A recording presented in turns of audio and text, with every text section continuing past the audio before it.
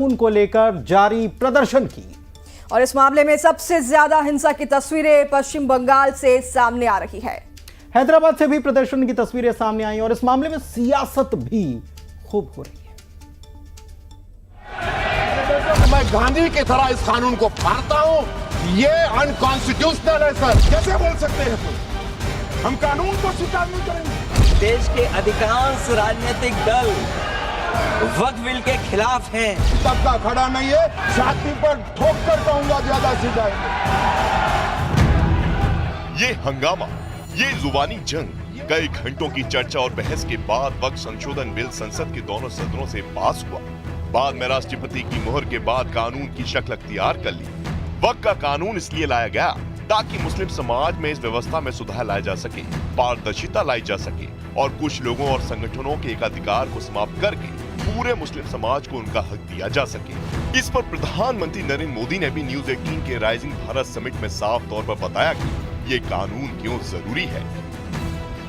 साथियों, मैं देश की संसद को सर्व समाज के हित में, मुस्लिम समाज के हित में एक शानदार कानून बनाने के लिए बधाई देता हूं।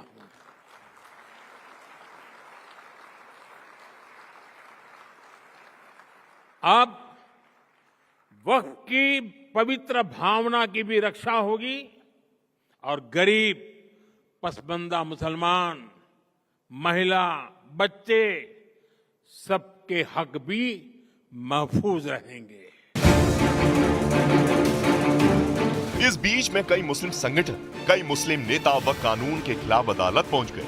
अधिकतर संगठन और नेता कह तो रहे हैं कि वो कानून के रास्ते से ही समाधान चाहते हैं, लेकिन जुमे के दिन वक्फ कानून को लेकर देश के कई हिस्सों में हिंसा की आग को भड़काया गया। सड़कों पर प्रदर्शन तक तो ठीक था, लेकिन बाद लोगों की हत्या और निजी के साथ साथ सार्वजनिक संपत्तियों को नुकसान पहुंचाने तक पहुंच गई। बीजेपी की ओर से आरोप लगाया गया कि ममता सरकार इस तरह के बवाल को बढ़ावा दे रही है। आम इंसान खासकर मैं आभारी हूं। सिचुएशन ममता बनर्जी के नालायकता के कारण, उनके इनएबिलिटी के कारण सिचुएशन इस तरीके की हो गया है। AIMIM के सदर असदुद्दीन का बीजेपी पर आरोप है कि मुसलमानों पर यह कानून थोपा जा रहा है। भाइयों को बताना चाहेंगे कि जब आप अपने धर्म के बोर्ड में सिर्फ अपने ही धर्म के मानने वालों को मेंबर बना सकते हैं और दूसरे धर्म का नहीं बन सकता है, तो कैसे मुस्लिम धर्म का ये वक्फ बोर्ड, जो एक प्योर रिलीजियस इंस्टीट्यूशन है वक्फ बोर्ड, उसमें कैसे मोदी सरकार दूसरे धर्म के लोगों को मैंडेटरी 2 लोगों को बनाने का एक प्रोविजन रखती है। दूसरी तरफ मुर्शिदाबाद में लोगों के मारे जाने पर मुस्लिम धर्मगुरु अफसोस जता रहे हैं और ये अपील कर रहे हैं कि सड़क पर हिंसा का रास्ता न अपनाया जाए। वहां पर कई लोगों की जानें जा चुकी हैं। ये निहायत ही अफसोसनाक बात है। मैं तमाम मुसलमानों से ये अपील कर रहा हूं कि धरना प्रदर्शन, एजिटेशन न करें, किसी के बहकावे, उकसावे और भड़कावे में ना आए। कोर्ट जाने के बाद ऐसा क्या रह गया इसमें कि तुम सड़कों पे भी मुसलमानों को निकाल रहे हो? ये असल में देश में दंगा कराना चाहते हैं, खासतौर से ओवैसी।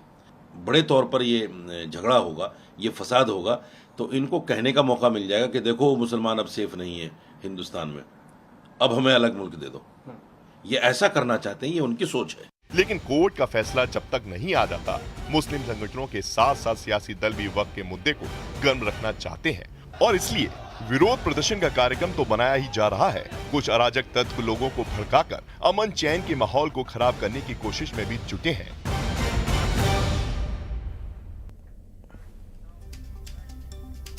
तो वहीं अब वक्फ के नाम पर पश्चिम बंगाल में जारी हिंसा पर सीएम योगी ने विपक्ष पर करारा प्रहार किया है। लखनऊ में सीएम योगी ने कहा कि वक्फ के नाम पर हिंसा भड़काई जा रही है। तो वहीं विपक्षी नेता राष्ट्र नायकों का अपमान कर रहे हैं, यह भी उन्होंने अपने बयान में कहा। देखिए इस रिपोर्ट में।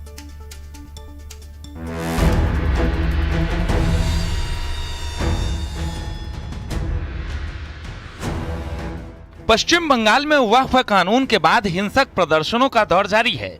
अब तक 150 से ज्यादा उपद्रवियों को गिरफ्तार किया जा चुका है। लखनऊ में सीएम योगी ने पश्चिम बंगाल की हिंसा को लेकर विपक्ष पर करारा प्रहार किया। मुर्शिदाबाद 3 हिंदुओं की निर्मम हत्या हुई, उनके घरों से खींच करके उनकी हत्या हुई।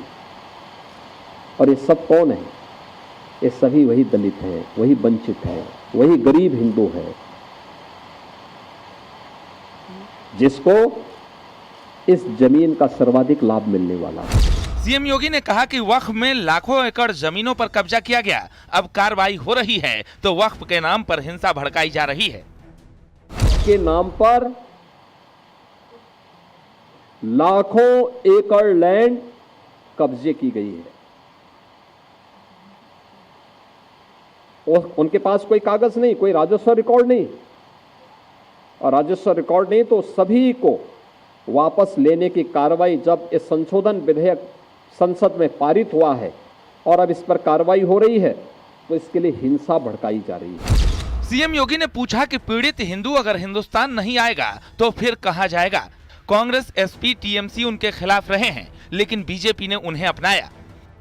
लेकिन कांग्रेस और समाजवादी पार्टी या टीएमसी जैसे दल हमेशा इसमें बाधक रहे हैं और उन लोगों ने उन्हें दोयम दर्जे का नागरिक बनाने का काम किया, शरणार्थी के रूप में रखा, लेकिन भारतीय जनता पार्टी ने उन्हें अपनाया। पश्चिम बंगाल में हिंसा को लेकर सीएम योगी ने विपक्ष पर बड़ा हमला बोला है। वहीं हिंदुओं पर अत्याचार को लेकर कहा कि पश्चिम बंगाल में सियासी फायदे के लिए हिंसा हो रही है। Bureau report, news 18। तो वहीं मध्य प्रदेश में एक बार फिर माहौल बिगाड़ने की